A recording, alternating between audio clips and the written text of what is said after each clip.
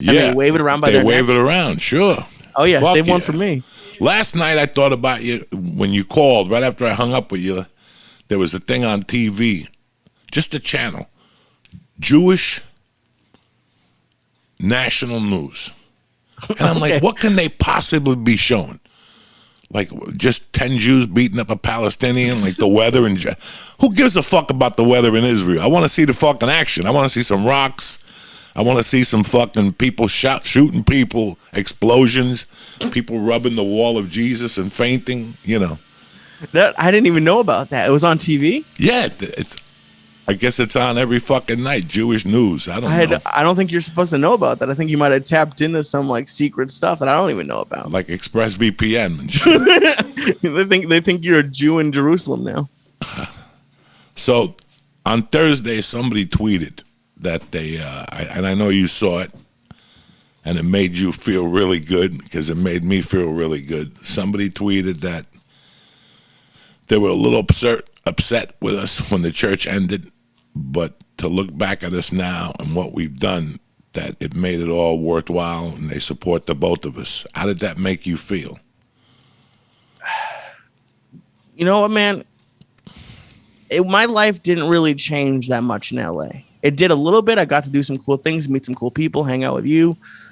But I wasn't really surrounded by our listeners as much. Like I lived a pretty the same life.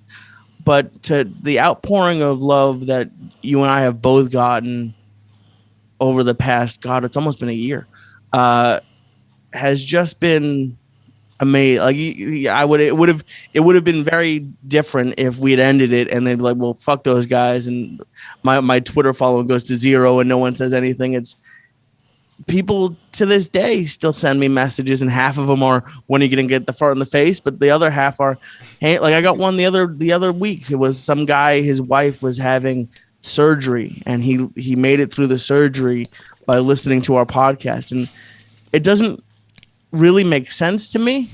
Like I was a chubby guy getting high on the internet, and I had a great time doing it. But the fact that it's like so important to some people is just amazing. I don't even really feel like it's fully clicked in yet. I mean, we did 800 episodes. You got to figure them. 400 of them were good. 200 of them were inebriated. At least 200 of them, we didn't know what the fuck was going on. Like, I don't remember what happened with the guitar player from the Foo Fighters. I don't remember a lot of them. You know, it was just so many of them. You know, we started in the office, and right away my wife told me that we had to get out because Mercy was getting born. Right. Then we took it to your office, and that's where, you know, to let the people know,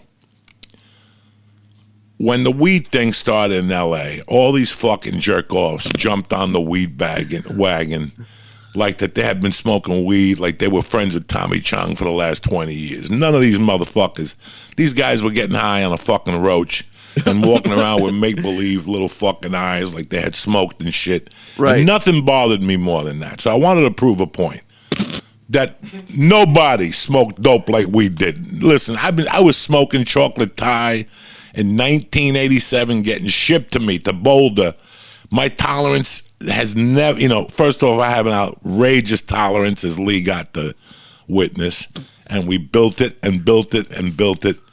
And now I knocked it down to 75 Sleepy Time ABX fucking edibles, you know. But that's not the point. The point was we built it up that we wanted to let everybody know that no matter what the fuck bullshit you were talking about, oh, I'm high, we could outsmoke you by top 10.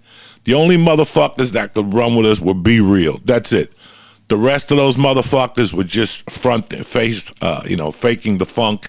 Right. And we wanted to prove them wrong. And we did it. 2,200 milligrams of stars was our 3, fucking limit. That was 3,000. mine. I did 3,000 with Louis J. Gomez. I mean, that was when I met you.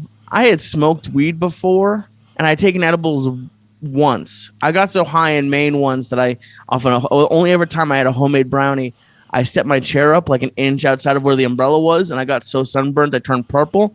But like when I first met you, dude, Mercy wasn't even a thought. and you had me come over to your office, and you had that little tiny mini bong, and you used to put ice cubes in it, and I would take little hits, and I started getting like real proud of myself. I was taking okay hits, and then that one day that you put hash in it, but didn't tell me, like that was the turning point, because you put that hash in it, and I took a weed hit, and my lungs exploded, and remember my face turned real red, like that box behind you, that book, and from there, man, we had to give you a can of Coke. Oh yeah, you took me to like a barbecue place, but then like from there, like we outlasted probably 6 edible companies. We had the cookies with the frosting. We had Auntie Dolores, which the cookies with the frosting were 200 milligrams, and I would tell Lee they were 100 milligrams, and he would heat the whole thing, and then we'd have an extra one, and we'd get so high that we needed munchies, and we'd split another cookie and eat it as a fucking munchie. I mean, we weren't fucking around. So the whole time, Lee thought he was fucking inhaling, like 25 milligrams. And then I was taking the Chiba Chews, the 180s, and taking them out and putting them in a 60 milligram wrapper. And I would even leave mine open and put it to Lee. And Lee goes, I don't trust that one. That's the one. I want the other one. He would actually pick the 180, and I would take the 60, and I would just be sitting there like he's falling for these fucking street tricks. It was fucking tremendous. Oh, I had no idea. I had people emailing me, you should sue Joey. This isn't right. And like, what about the time? And this one, like, I was the only one like you like played these games with. The first time my dad ever came out to LA, you guys got along great, and you're like, before you take him to the airport, come and see me. And you gave him a chocolate chip cookie, and you even told him, he said, eat half. He got nervous before he went to security, ate the whole thing. He fell asleep on the airplane. They had to walk him to his car, and he got pulled over on 95 doing like 30 miles an hour. Like you fucked up. You loved fucking up my dad. You loved fucking up like everybody. Like you, like the Yoshi story. You would fuck up people. Look at Tom Segura. He had to get an Uber home from the Valley one time and just park his car to Ralph's. Like people, they had no idea the edibles that we were doing. And I used to get a lot of messages like, you're such a pussy. You should take, like, how can you not handle these edibles? Like most people, like you said, you were shitting on yourself. Like, oh, I have such a low tolerance at 75. Most people take 75 now and they're on the moon. Like they don't know what's going on. So the fact that you can still do 75 is still like, we shouldn't have been doing 2000. We did.